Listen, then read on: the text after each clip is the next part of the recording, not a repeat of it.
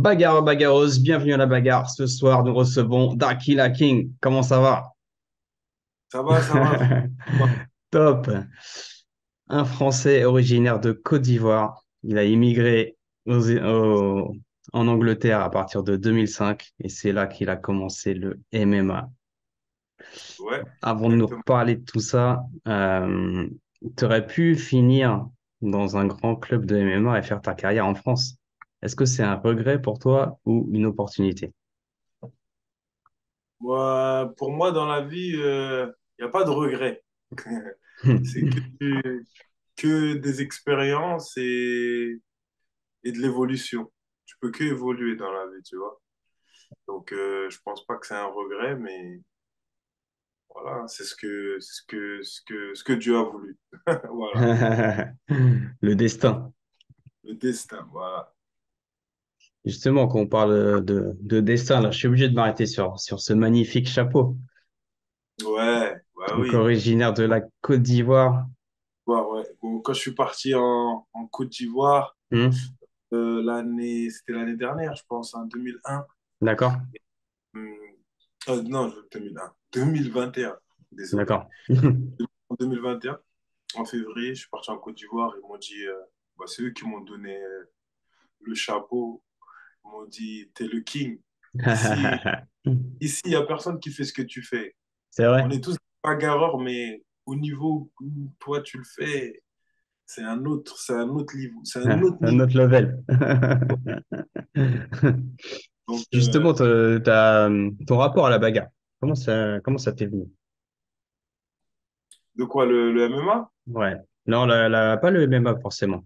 La bagarre, vraiment La bagarre, de tout jeune. Comment t'as su que bah, t'avais quelque chose pour ça?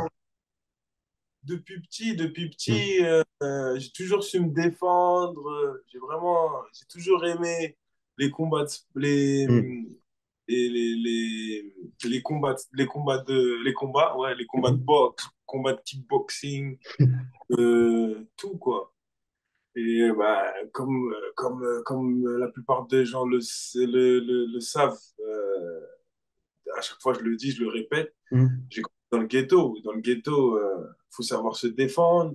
Tu as une cité à représenter, à défendre, tu as un nom à défendre. Donc, des fois, on n'avait pas le choix de se battre et d'être fort. Donc, moi, j'ai de la chance, c'était naturel pour moi. Donc, voilà, hein, c'est tout. Hmm. Et à quel âge t'as découvert ce petit don, ce petit plus où tu t'es dit, ouais, je suis quand même, j'aime la bagarre, mais je suis quand même fort aussi à ça. Tu vois. Franchement, depuis petit, hein, je savais que Ah j'étais ouais? fort. Ah ouais? Depuis le collège. Depuis le collège, ça faisait la bagarre. Donc, D'accord. ouais, il y avait, bon, moi, d'où je viens, il y avait des, bon, comment je peux expliquer, des bagarres de territoire, on va dire. Ouais. Hmm. La qualité de la ville est la plus forte, tout Hmm. ça. En fait, c'était un truc de génération qui est Hmm. passé à génération de génération. Je pense que tout le monde Hmm. doit connaître. En France, c'est comme ça de toute façon.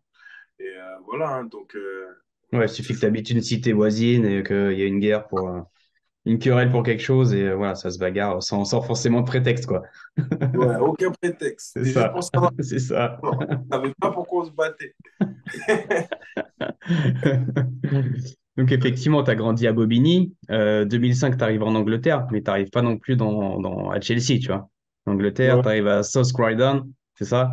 voilà. Et Bon, on va dire Saf Norwood, ça s'appelle Saf Norwood, c'est ok, à Croydon. C'est ok. vraiment, c'est pareil en vrai, hein, c'est Bah c'est expliqué. ça. C'est pas pour ceux qui connaissent un peu le sud de Londres, c'est pas le quartier le plus huppé de Londres, quoi. Ouais, exactement. Donc tu arrives Donc, là-dedans, c'est aussi quand même la vie est dure et en plus tu parles pas la langue. ouais, Niveau mental, c'est sacrée épreuve, quoi. c'était dur, hein, Hmm. les premières années carrément, c'était Ouais. vraiment dur. C'est que après 3 ans peut-être que je me suis dit dans ma tête, ah, c'est bon, je ne veux plus retourner en France. Je reste ici parce que ça ne me sert plus à rien maintenant. Ouais. Hmm. Ouais, parce que bah, moi, j'ai quitté la France, j'étais quoi? J'étais en troisième. D'accord. Hmm. Ouais. carrément, j'ai même pas fait le lycée en France. Ouais, J'ai pas fait le lycée en France, j'ai même pas fait mon brevet quand même. Je suis parti avant. Et ouais, donc j'ai quitté la France un petit peu tôt. ouais. Tu commences comment le MMA et comment est-ce que tu rencontres Brad Pickett, là, le coefficient? Le MMA, je le commence par hasard. C'est un Hmm. ami qui comme je le disais, j'étais toujours doué pour la bagarre. Donc, un ami à moi, il me dit, pourquoi tu vas pas essayer le MMA, tout ça, je sais que tu vas être fort et tout. D'accord. Alors, on y va. Le premier jour, on va à la salle, il n'y a personne. Deuxième jour, on y retourne, il n'y a toujours personne. On venait à la mauvaise heure, en fait. D'accord. La troisième fois, je lui dis, là, si on y va, il n'y a personne, j'y vais plus. Et, et, et, et on est parti et il y avait un cours, c'était un cours de shootboxing. D'accord. C'était boxe Ah ouais, ouais, anglaise ouais, à avec l'ancienne. et j'ai vraiment aimé et tout. Mais le truc qui m'a vraiment passionné, c'était parce que les gars, ils étaient vraiment forts au sol et tout. C'est-à-dire, dès D'accord. que je les ramenais au sol, dès qu'on allait au sol, je sentais qu'il y avait un contrôle que je me disais, mais c'est quoi ça? Là, j'ai jamais ressenti ça. Il était au sol, sur son dos, mais c'est lui qui me contrôle. Et nous, bah, comme tu le sais, comme je l'ai dit au début, nous, c'était bagarre de rue. Une fois que tu arrives au sol, c'est fini. Hmm. Écrasement de tête. Voilà, tu connais. Mais là, même ça, tu peux pas les rentrer parce que tu te prends une clé de cheville. Hmm. Tu vois, ils sont bien contrôlés, il y a bien le contrôle et tout. Donc, ça m'avait vraiment marqué. Je me suis dit, ah, il faut que je revienne apprendre et tout. Et donc, Et, c'était quoi? C'était un cours de jiu-jitsu brésilien ou c'était vraiment du MMA, mais les gars étaient forts au sol? c'était un cours de shootboxing, mais Ouais, quand tu ok. rentres au sol, tu pouvais rester, on va dire, le coach, il te laissait rester peut-être Hmm. 15-20 secondes, tu vois. C'est-à-dire, tu avais un petit peu. En fait, fallait se mettre dans une position dominante. Et D'accord. après, fallait se relever. Et ouais, et c'est là que j'ai commencé à connaître Hmm. le jiu-jitsu parce que je connaissais pas le Ouais. jiu-jitsu avant. On connaissait la capoeira, la boxe anglaise, le muay thai, Hmm. le kickboxing, mais jiu-jitsu brésilien, non, je connaissais pas. Et vraiment, j'ai kiffé. Jusqu'aujourd'hui, je kiffe. Bon, on le voit parce que tu as beaucoup de victoires par KO, mais aussi pas mal de victoires par soumission au final. Ouais, Donc, tu as ouais, vraiment adapté ton style et tu te définis comme all-rounder, ce qu'ils appellent ouais, en Angleterre. C'est vraiment, tu es complet. Tu es un combattant complet, on dirait en France. ouais, Mais, ouais. euh, mais tu Ah, arrives quand même à mettre de belles soumissions, quoi. Ça fait plaisir, ouais, ça. ouais. Il en faut des nouvelles, là. Ça fait longtemps un petit peu que j'en ai pas mis quelques-unes. Est-ce que c'est un style vraiment que tu as voulu adapter dès le départ ou par la force des choses, tu t'es dit je suis fort un peu partout et je vais essayer de capitaliser là-dessus? Ben, dès le départ, je pense que j'étais plus à l'aise au sol. Hmm. Parce que moi, j'étais un peu. Je pense que j'ai toujours voulu boxer et rester Hmm. debout. Hmm. Mais en rentrant dans la cage, j'étais jamais vraiment à l'aise D'accord. debout. Donc j'allais toujours au sol.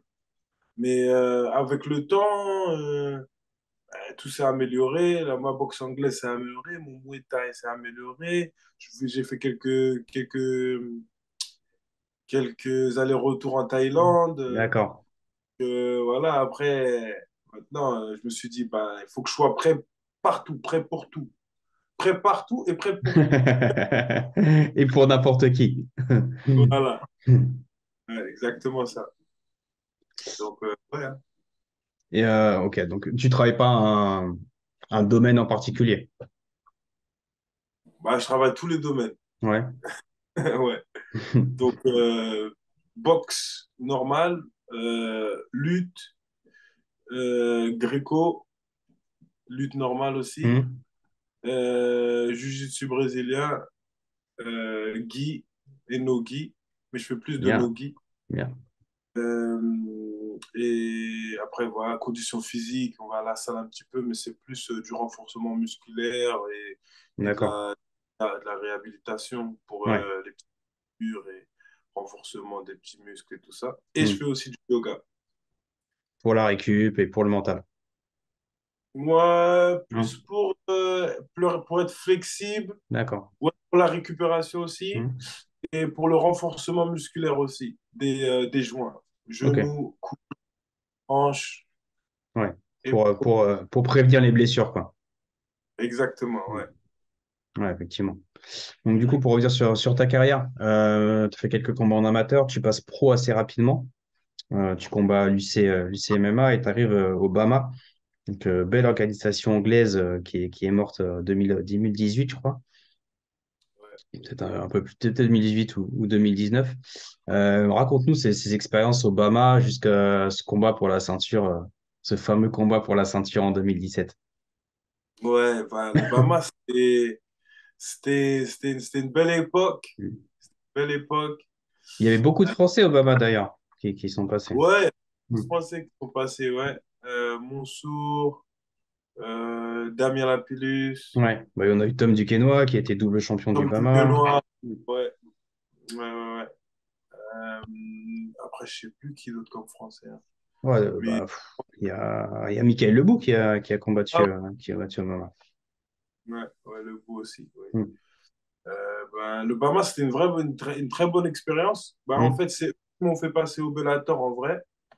Il faisait une co-organisation d'un gala D'accord. et ils avaient besoin de combattants pour aller combattre au Bellator. Donc, ils m'ont fait combattre au Bellator pendant deux Mm. combats. Et ben, j'étais toujours sous contrat avec le Bama pendant que j'ai combattu avec le Bellator. Et après mes deux combats pour le Bellator, ils m'ont mis direct pour la ceinture comme j'avais gagné D'accord. les deux. Mm. Et ouais, c'était vraiment une très belle expérience. J'ai beaucoup d'amis de France qui sont venus regarder en direct. Après, j'avais mes gens d'Angleterre aussi. Donc, ça faisait c'était vraiment une belle expérience. Ouais. Et ouais, c'était bien. C'était bien. Le Bama, il te considère comme un Français ou comme un Anglais? Bah, à l'époque, ils me considéraient plus comme un Français. D'accord. Donc, Ouais, ils t'ont mis des ouais, combats bourbiers alors. ouais, exactement. Des combats hyper. Et je les ai tous frappés. C'est bien ça. Tu as déjoué les enjeux, les programmes, les pronostics. Ouais, ouais. Hmm. Ils ont vraiment. Et comme je leur donnais aucun choix, je finissais tout le monde disant Ouais. ils avaient pas le choix. Ouais. Et dès qu'ils ont eu l'opportunité, ben, ils ont tout pris. Ouais, malheureusement. Après, effectivement, sur ce combat justement pour la ceinture euh, du Bama, lors du Bama 34, est-ce que c'est encore un goût amer? Ah ouais, quand je le regarde, à chaque fois, je me dis, mais comment ils lui ont donné la victoire? C'est impossible. Ouais, En plus, je gagne la ceinture, premier combat. ouais. Ça, c'est précieux. Je défends ma ceinture, deuxième combat. Et troisième combat, je prends lui. Hmm. Et lui, c'est un gars avec qui je m'entraînais tous les jours. Je suis D'accord. parti en Thaïlande avec lui. J'allais dans sa salle. Mes enfants, j'ai rencontré ses enfants. C'était ouais, c'était vraiment un gars Ouais, que je considérais comme un ami. d'accord. Mais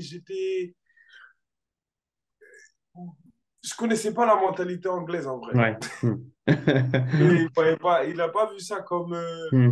comme un métier. C'était plus Hmm. de la rivalité. Hmm. Et dès qu'il a vu qu'il avait une opportunité pour venir me combattre contre moi pour une ceinture, Hmm. bah, il a pris l'opportunité. Ouais. Moi, j'ai pas voulu combattre parce que, D'accord. Ok. parce que à l'époque, je voulais pas parce que je me suis dit, ah, ça sert à quoi? On gagne Hmm. pas des millions, on n'est pas à l'UFC. Ça sera à Hmm. l'UFC, on gagnerait des millions. Ouais, pourquoi pas? On s'en fout. Tout le monde mange, on rentre chez nous. Ouais. Mais là, on gagnait pas beaucoup et j'avais un gros désavantage parce qu'il savait tout sur moi. D'accord. Donc, bon, après, on dira c'est pareil des deux côtés, mais Hmm. lui, ses coachs, ils étaient plus expérimentés que mes coachs. Hmm. Comme tu peux le voir sur la photo que tu as mis, pour ce combat, ce que j'ai fait, c'est que je suis parti en France pour faire ma préparation Ouais, ce que avec j'allais dire. Le Hmm. MMA Factory, juste Ouais. pour essayer de changer et, de voir, et d'avoir un peu Un avantage, quoi. Hmm. un avantage avec quelque chose de nouveau, mais malheureusement, ça s'est pas passé comme, Ouais, comme je le pensais, d'accord. comme on m'a fait croire. Ouais, Parti au Factory, et à l'époque, il y avait Francis Ngannou, d'accord. et je pense qu'il avait un combat qui arrivait, Hmm. et franchement, ils m'ont mis sur le côté, et ils sont même pas occupés de moi, franchement. Hmm. J'ai fait la préparation physique tout seul à Fitness Park. Ouais, donc c'était pas les conditions forcément idéales, C'est quoi. pas, c'est pas ce Ouais. que, pas ce que je cherchais, tu vois. Ouais. Donc, Hmm. bon, c'est le seul combat que j'ai fait en tant que combattant pour Factory, MMA Factory. D'accord. Non, Ouais, j'étais vraiment. ça fait bizarre de voir le même Factory effectivement dans ton coin. Je me disais effectivement Ouais. pourquoi Bah, moi, pour c'était moi, comme ça. Hmm. j'étais vraiment parti pour m'engager, hein. J'étais vraiment chaud. Je parlais avec Fernand Benjamin? et Benjamin, ouais. J'étais vraiment chaud. J'ai signé avec eux aussi pour le management et tout. Mais D'accord. après ce qui s'est passé, j'ai tout coupé. J'ai tout coupé. Ouais. Et ouais, j'ai pas pu. C'est comme tu disais, c'était quoi les suites après avoir gagné cette ceinture? C'était quoi les plans après? Bah, c'était à partir à l'UFC, hein. Je devais D'accord. aller à l'UFC après cette ceinture. Donc, c'est pour ça que je me suis mis aussi avec Fernand, comme Hmm. il avait déjà deux, trois personnes à l'UFC. Il avait Ouais. Taylor, je pense, et il avait Francis. Francis, ouais. Hmm. Pense qu'il avait quelqu'un d'autre aussi. Je ne me rappelle plus. Mais non, je sais qu'il avait des autres personnes au Bellator et tout. Hmm. Euh, que je me suis dit, bah, c'est le meilleur. En plus, c'est des Français. Je représente la France. Donc, pourquoi pas aller Pourquoi là-bas? pas, quoi. Hmm. Ouais. Et bah, c'est pas passé du côté où j'ai du côté Ouais, où j'ai ça n'a voulu pas aller. penché. Ouais, t'as voulu aller, quoi, effectivement. Ouais, ouais. Après, si tu à refaire ce combat, c'est quoi les choix que tu referais et les choix que tu referais pas? Parce qu'effectivement, enfin, pour rappeler ce combat, ceux qui l'ont pas vu, faut aller le regarder. C'est un combat très, très serré. Tu le mets down au premier round. Ouais, T'arrives pas à le terminer. Le deuxième round, pour moi, je pense que tu le gagnes aussi. Et c'est sur le ouais. troisième que c'est assez serré. Tu prends deux downs et c'est ça que tu reviens quand même dans le combat et tout. Je pense que c'est ça qui a pu pencher d'un côté comme de l'autre. Combat Ouais. très dur au final. Ouais, mais je finis le combat avec un triangle renversé Ouais, triangle inversé qui est il pas est, loin de passer. non, Ouais. il est dedans. Ah Il ouais. est, ah, il manque que peut-être 10 15 secondes Ouais. et il est obligé de, soit il tombe dans les pommes ou soit il tape. Mm. Donc, finir un combat comme ça, t'as déjà gagné la ceinture une fois, tu l'as défendu. Pour Mm. prendre la ceinture au champion, normalement, il faut vraiment battre le champion, tu vois. Ouais, ouais. En, en plus, ce qu'ils ont fait, c'est ils ont mis le combat à 3 rounds. Pourtant, le combat pour la ceinture, c'est 5 rounds. Mm. Donc, ils ont bien calculé leur plan. Ouais, donc, Tu penses qu'en voilà. synchrone, tu l'aurais gagné? Ah oui, il était fatigué déjà, il Mm. fatiguait. Ça se voit au dernier round, il fatiguait déjà. Donc, Ça, je voudrais dire sur ton style, tu as un cardio assez impressionnant. Et pourtant, quand tu me décris ton entraînement, c'est pas quelque chose que tu as l'air de travailler outre mesure. ouais, déjà, ça vient du foot. D'accord. Euh, puis, j'ai commencé le foot à un haut niveau très jeune. J'ai Mm. commencé à 6 ans. Jouer d'où je viens, j'habite à Bobigny, et d'où je Mm. viens, ma cité, il y a un stade, et le Mm. stade à l'époque, c'était le Red Stars qui tenait le stade. D'accord, ok. Ah oui, effectivement. Ouais. Comme Mm. ma cité allait directement jouer Ouais, au foot au ouais. stade, et c'était pas de la rigolade, le Red Star, Ouais, c'est sûr. Ah, c'est du haut niveau. Ouais, c'était 3 entraînements par semaine et les matchs le dimanche ou le samedi. d'accord. Donc, depuis petit, le Mm. cardio, le sport, courir, tout ça, il y a toujours eu. Donc, voilà. Ouais. Ok. Et depuis ce combat jusqu'à ta dernière victoire, là, qu'est-ce qui a évolué dans ton style? Parce que je sais que tu as toujours la bagarre, tu encaisses toujours beaucoup, tu as toujours un énorme cardio, mais qu'est-ce qui a changé dans ton style? La plus La grosse évolution entre plus, 2017 et maintenant. Hmm. plus grosse évolution, c'est mon striking. Mon Hmm. striking et je suis plus confortable dans la cage Hmm. maintenant. je prends mieux mes repères, je Mm. suis plus à l'aise. Il n'y a pas de stress avant le combat. C'est Mm. plus de, comment on dit, c'est, comment on dit, de l'anxiété, c'est ça? Non? Comment on dit? Ouais, tu peux dire anxiété, ouais. Ouais. Anxiété? Mm. Ouais. C'est plus que je suis impatient de savoir ce qui va se passer. D'accord. Voilà, parce que avant les combats, je me prépare vraiment Mm. à 100%. Comme Ouais. ça, dans ma tête, que j'ai tout fait du mieux que j'ai pu le faire et on y va. Et comme je l'ai dit au début, c'est Dieu qui décide. Nous, on arrive, Effectivement. on a ce qu'on peut donner à 100% et le Mm. reste, ah, Effectivement, on parle du cardio, mais aussi ton activité en termes de rythme de combat. Depuis le début de ta carrière, tu as énormément combattu. Il y a même une année, je crois que c'est en 2016 ou en 2015, tu as fait 6 combats dans ouais. l'année. C'est exceptionnel. Je crois Ouais, que mais j'ai rarement vu un combattant qui a 6 combats en une année. ouais, je sais. Mais moi j'aime bien, même si je Hmm. pouvais, même là, je suis en train je suis en train d'essayer de pousser encore pour essayer de faire la même chose, hein. D'accord. Pour essayer de faire la même chose. Bon, l'année dernière, j'ai eu que 3 combats. Hmm. Cette année, je pense que je vais avoir plus que ça. D'accord. 4, j'espère. Donc, on continue, hein. Hmm. Donc, du coup, effectivement, quand ça se passe à l'Octagone, il t'offre effectivement beaucoup de combats. Il donne la possibilité de combattre ailleurs aussi? Non. D'accord. Contrat, donc je peux combattre qu'avec eux. Même dans un autre pays, même en France, s'il y a une organisation française qui t'appelle, tu peux pas combattre. Ouais, non, je peux pas combattre, non. D'accord. Donc là, tu es engagé pour combien de combats chez eux? Là, je suis engagé pour le tournoi, en fait. D'accord. 4 combats Mais pour qui se feront dans le cadre du tournoi. ouais, Ok. dans l'année. Ok. Donc, parle-nous un peu de ce tournoi. Effectivement, il y a beaucoup de bruit au cours de ce tournoi, autour de ce tournoi. Ouais. Euh, c'est quoi comment t'estimes le niveau du tournoi, les adversaires que tu auras? Comment ça se passe? Le niveau du tournoi, pour moi, je dis que c'est élevé, c'est un haut Hmm. niveau. C'est tous les combattants Walter en dehors de l'UFC, je pense, Hmm. sont pas déjà sous contrat dans une autre grosse organisation. D'accord. Et ouais, c'est 4 combats en fait sur l'année. Ouais, et bon, la somme totale du tournoi, c'est 1 million d'euros, donc Hmm. grosse somme en jeu. Donc ça veut Donc, dire quoi? Ça veut dire que t'as ta rémunération par combat et à la fin, si tu gagnes, t'as tes 1 million en plus de tes cachets combat? non, c'est le tout en fait. D'accord. À la fin du dernier combat, le tout fera 1 million. D'accord. Mais si tu fais enfin, tu fais 4 combats, mais t'en perds 2 et t'en gagnes 2, donc tu vas pas au bout du tournoi, t'as enfin, tes sommes par combat qui sont négociées sur ton contrat. Ouais, exactement, ouais. D'accord. Ok. Ouais.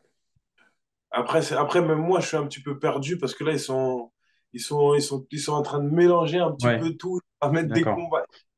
Et en plus, ils veulent pas mettre d'anglais, ils veulent pas mettre de français, donc Ah ils parlent ouais. en grec, c'est compliqué. Ah, c'est chaud. C'est chaud. C'est compliqué un peu à comprendre leur truc, mais je pense que dès que tout va être bon, dans 20 jours, Hmm. c'est le combat. Hmm. Mais demain, Octagon, ils ont bon, pas un tournoi, mais un gala à D'accord. Munich. Hmm. Donc après ce gala-là, je pense qu'ils vont se focaliser plus sur le tournoi et Hmm. vraiment expliquer comment ça marche proprement et tout.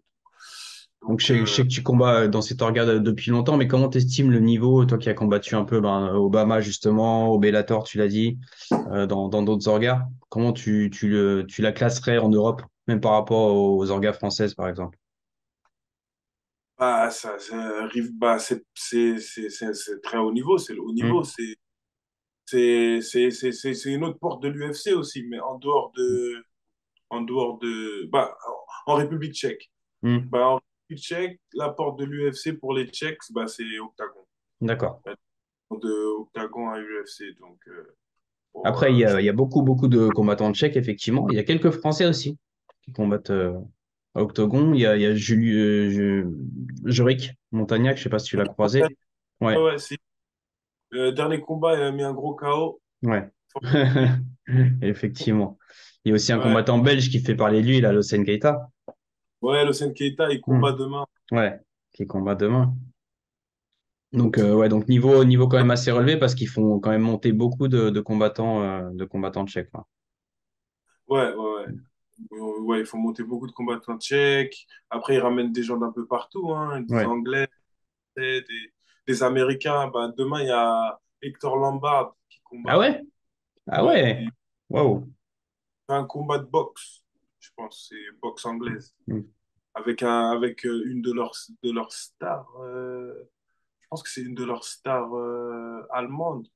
Je Hmm. sais pas, mais je pense, ouais. Mais je sais que Hector Lombard demain il combat en boxe. Ok. Parle-nous un peu des entraînements avec Brad Pickett, parce qu'on voit sur les stories Insta, ça a l'air de beaucoup rigoler. Ah, Dans ça une bonne rigole à la ambiance. fin. Ouais. Mais C'est pas- est-ce que tu trouves un niveau de sparring très élevé là-bas? Bah oui, Hmm. le niveau est tout le monde très élevé. Hmm. Ils sont très très forts en lutte, grappling, amené au sol, tout ça, pieds points. Ils sont forts partout en fait. Hmm. Et la salle, il y a tout ce qu'il faut. Il y a une cage, il y a Hmm.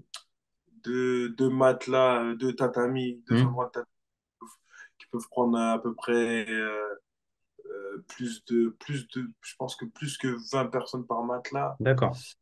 Il y a une cage, un grillage d'un côté Hmm. pour ceux qui ne peuvent pas utiliser la Hmm. cage. Après, il y a beaucoup de partenaires, beaucoup de sparring partenaires, ça veut dire on peut bien tourner. D'accord. Tu as des noms Ouais, qui tournent un peu dans les orgas, Bellator, UFC, il KSW y a des peut-être? gens de Bellator, il y a des gens de UFC, il y a des gens de PFL, D'accord. il y a, Tu peux citer ouais, quelques noms à qui tu... bah, il y a bon, PFL, on a Simien Powell. Hmm. Après Bellator, il y a Luc. Ah, j'ai oublié son nom de famille. Oh là là, ouais, il va t'en vouloir. Ah, t'es mort. Vraiment pas. Après, il y a KSW, on a Jason Radcliffe. Hmm. Ah, ok. Après, il y a aussi un gars qui est en Walter, qui combat à Octagon aussi, qui va combattre samedi. Il s'appelle Théo. Ok. Euh, Il combat contre qui? Il combat contre un Français, non? non, il combat Non, pas contre un d'accord. Français. Ok. Mais là, j'allais revenir sur la personne qui va combattre un Français à Hexagone, Walter Gazza. Lui va combattre un Français, un Ivoirien en Il plus. combat Emargui. Il voit rien. Ouais, ouais, ouais. Hmm. Ouais, donc, ouais, on a fait, bon, on est en plein de prépa là, donc il se prépare bien pour ce combat. D'accord. Euh, et après, il y a qui d'autre? Après, il y a aussi des filles. Il Ouais. y a, Il y a il y Claire. a, il y a Claire, ouais. Hmm. Il y a Claire. Elle combattait en Ouais. Amérique. Ouais, Amérique du Sud, ouais. Hmm. Ouais. Après, il y a qui d'autre comme. Ouais, t'as du niveau à la salle, quoi. Ah ouais, oui, il y a une Hmm. autre fille aussi qui va combattre au Ares, là. Ah oui? Euh, comment elle s'appelle déjà? Je sais même plus son nom. Toi- Une, une Italienne. Je sais même pas c'est qui, désolé. Ah, celle Je qui sais a même, combattu pour la ceinture? Pas pour la ceinture, qui a combattu Asia? je suis pas Une sûr. judokate? Pidroni? Attends. Bon, Elle c'est pas s'appelle, grave. Ouais. son autre combattante, c'est The Butcher's Daughter. La fille, La fille du boucher. la fille couchée, voilà. C'est Manuela Macronetto, elle s'appelle. Ah, D'accord. je viens de Ok. regarder. Ouais, elle combat au Ares. Et toi, par exemple, Arès, si on t'appelle. Hein? Arès, s'il t'appelle. Ah oui, s'il m'appelle, je viens. Si je peux, je viens, ben, c'est sûr. Combattant en France, Ouais, ça j'ai reste quand trop. même dans ton cœur, toujours. Ah oui, toute la famille, tout le quartier, tout le monde. Ah, c'est ah là là, ça là, c'est Juste le deux feu. dernières questions. Juste deux dernières questions. On sait que les Anglais, sont pas mal forts en trash talk. Toi, comment tu te situes par rapport à ça? Est-ce que tu as pris un peu de l'esprit anglais ou tu restes quand même modéré? Ah ouais, j'ai pris tout, hein. J'ai gardé ma mentalité française, mais j'ai aussi pris la mentalité anglaise aussi. Mais ma mentalité française, c'est plus la mentalité à l'ancienne. Dans les années, euh, dans les années 2000, 2004, 2003, tu vois, les vraies années, les bonnes années. Donc, je suis un peu, dès que je rentre en France, je suis un peu à l'arrière, on va dire, un peu perdu. Parce qu'en France, ce que je remarque, c'est que l'ego, il est vraiment là, tu vois. Ah ouais? Plus qu'en Angleterre, tu trouves? Ah oui, en France, l'ego. Ouais, en Angleterre, il y a moins d'ego. Les gens sont plus Hmm. relax. Hmm. Et ça rigole plus. Surtout les réseaux, c'est moins pris au sérieux. En D'accord. France, eux sont vraiment pris au sérieux et tout. Bon, ça dépend ce que tu fais aussi. Hmm. Mais vraiment pris au sérieux et tout. Par exemple, là, je vois les influenceurs et tout en France, ça commence vraiment à. Hmm. Toi, en France, en Angleterre, ici, t'es un influenceur, tu as des followers, c'est bien, D'accord. mais tu vois, c'est pas un truc de fou. Voilà, donc, ouais, je suis un peu au milieu, quoi. D'accord. Le que j'aime bien, c'est cool, ça fait rire. Doumbé, j'aime bien, il fait rire. Euh, après, bah ouais, on fait comme on peut. Hmm. Moi, j'essaie de rester au milieu, quoi. D'accord. Ouais.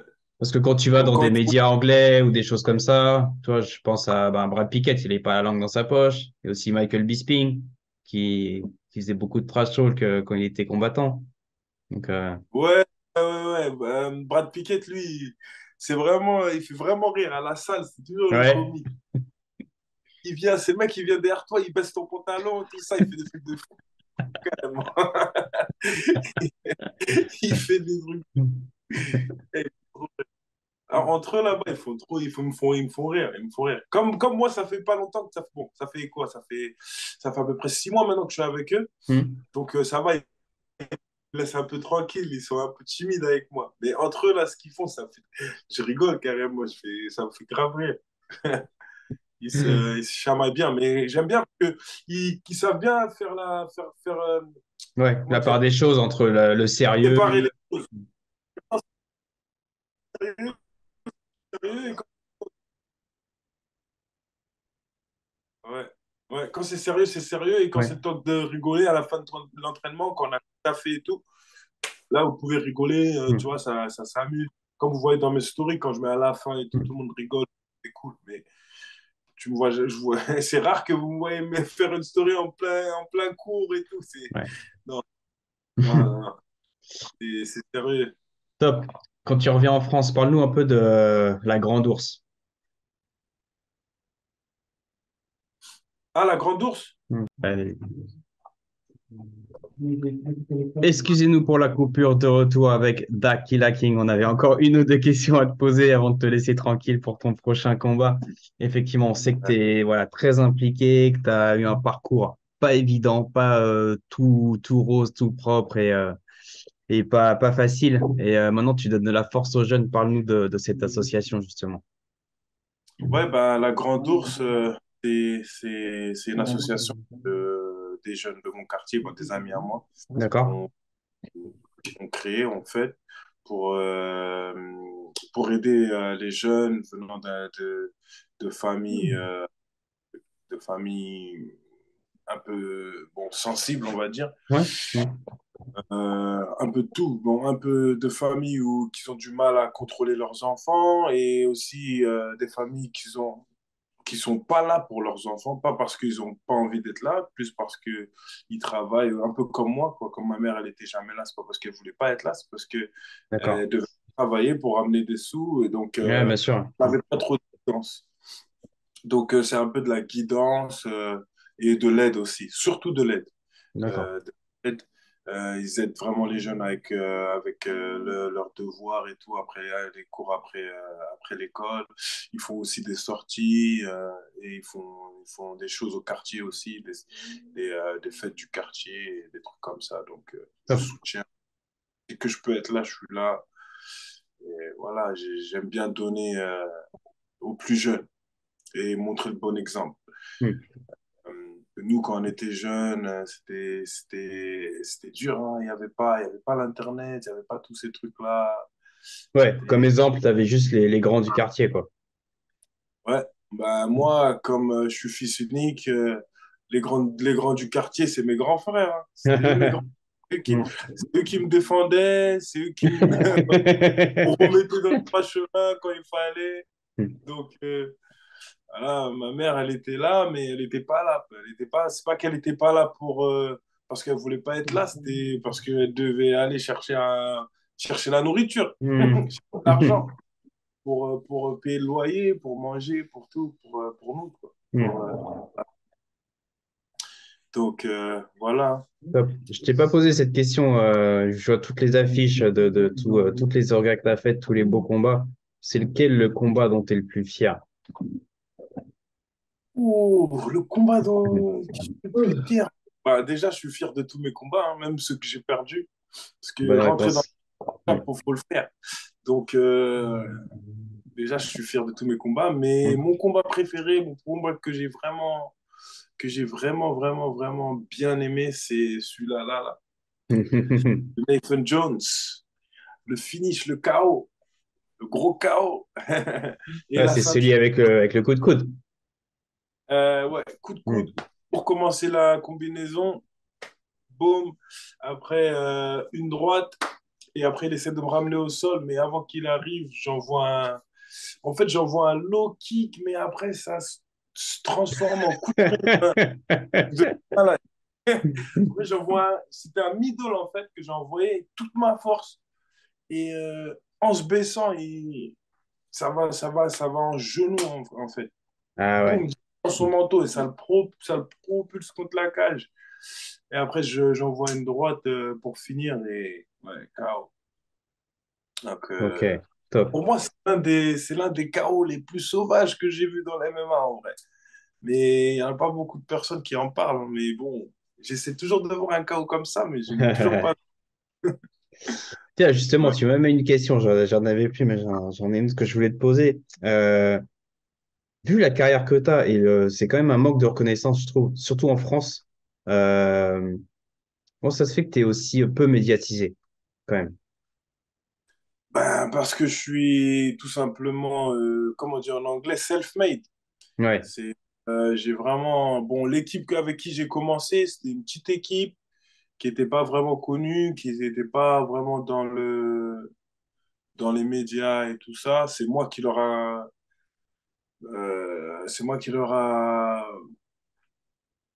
un petit peu montré comment d'accord.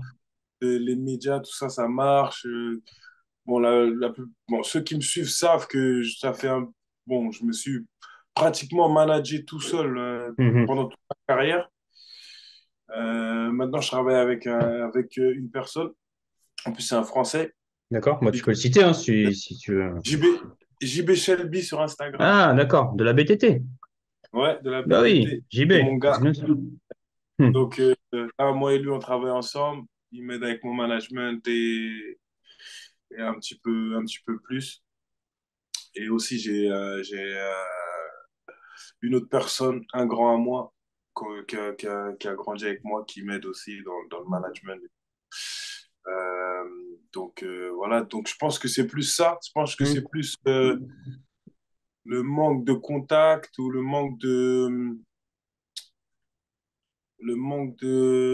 je pense que c'est plus. Déjà, d'une, le fait que je sois français et que Ouais, le MMA a jamais été vraiment légalisé en France ouais, et que j'habite en Angleterre. Donc, c'est un peu compliqué. ouais, ouais, Donc, j'habite effectivement, ouais. en Hmm. Angleterre et je suis français et le MMA, il n'est pas légal en France. Donc, les Anglais, ils ne savaient pas où me placer. Bon, je suis médiatisé ici. Je suis passé à la télé plusieurs fois dans D'accord, les chaînes gratuites et les chaînes privées. d'accord. ça va, je suis un petit peu connu ici. Hmm. Mais en France, j'ai fait quelques émissions. Je suis connu par les personnes qui sont vraiment intéressées au MMA et les Oui. personnes qui sont dans le haut niveau et dans le sport eux-mêmes, ils me connaissent, la plupart des personnes. Donc, je pense que la raison pour laquelle je suis pas trop médiatisé, c'est plus ça. C'est plus que j'ai pas toqué aux bonnes personnes, Ouais. euh, j'ai pas toqué aux Mot de bonnes porte. portes. Hmm. Désolé. Ouais. Et ouais, je voulais dire aussi désolé pour mon français parce que je fais pas beaucoup d'interviews en français et donc des fois je suis un peu je suis Cet un homme peu perdu. a vécu plus en Angleterre qu'en France, donc on te pardonne totalement. Est-ce que tu arrives Ouais, à... Tu rêves en anglais ou en français? mais tu sais quoi, j'ai même pas en vrai. Des fois je rêve en français, des fois je rêve en anglais. Et ça dépend, je suis où dans mon rêve. Des fois dans mon rêve, je suis à Paris, des fois dans mes rêves, je suis en Amérique, des fois je suis en Afrique, tu connais. Et est-ce Donc, que dans ton rêve, dans un ring, est-ce que tu es plus, dernière question, à l'UFC, au KSW ou au One? dans l'UFC, direct. Ah ouais, dans mes rêves, je suis dans l'UFC, je suis dans le jeu, je suis dans tout, carrément. Merci Avec mon beaucoup. chapeau. Merci beaucoup d'Aquila King, le chapeau. La force Ouais, à la Côte d'Ivoire, la force à la France, la force à l'Angleterre. On espère encore plein de gros chaos et tu reviens quand tu veux à la bagarre. C'était un plaisir d'échanger avec toi. Tu redonnes ton Insta pour tous ceux qui ne te connaissent pas. Allez donner de la force à Dakila King. Allez le suivre sur son Insta. ouais, merci. De Killer King MMA, si vous ne connaissez pas, allez suivre. Et voilà, si vous avez des questions, posez-moi des questions. Moi, je suis là. Si je peux vous aider, je vous aiderai. Et voilà. Yes. Avance. Et dès que tu passes à Paris, tu fais un petit tour à la bagarre. Direct, direct, 100%. Ça marche. Merci Pas loin. beaucoup, Alex. La seule raison pourquoi je viens pas, je suis pas venu pour celui-là, c'est parce que je suis en pleine préparation et j'ai pas envie de euh, Ouais, de mélanger. tout chambouler, bien sûr. Et d'ailleurs, Voilà. merci d'avoir accepté cette invitation, même si c'est en visio, ça t'a pris du temps et je te remercie encore beaucoup pour ça. Ouais, merci, merci. Merci à vous. Bonne Merci, merci. soirée et force à toi. À bientôt.